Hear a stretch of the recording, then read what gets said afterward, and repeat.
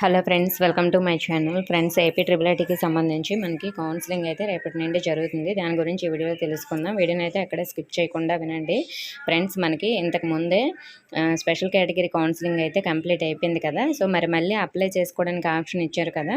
So మళ్ళీ option ఇచ్చేటప్పుడు మనకి కొంతమంది అయితే మళ్ళీ స్పెషల్ కేటగిరీ వాళ్ళు అప్లై చేశారు. వాళ్ళకైతే మనకి రేపటి నుంచి కౌన్సిలింగ్ అయితే ప్రారంభం అవుతుంది.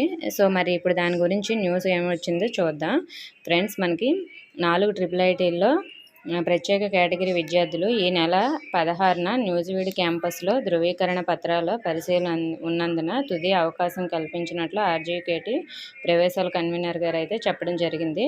NCC, Bharat scouts and guides వంటి ప్రత్యేక కేటగిరీలకు దరఖాస్తు చేసిన అభ్యర్థులు సోమవారం ఉదయం 9 గంటలకు హాజరు కావాల్సి ఉందన్నారు. గతంలో దరఖాస్తు చేసుకుని హాజరు కాలేకపోయిన వారు కూడా ఈ అవకాశాన్ని సద్వినియోగం చేసుకోవాలని చెప్తున్నారు.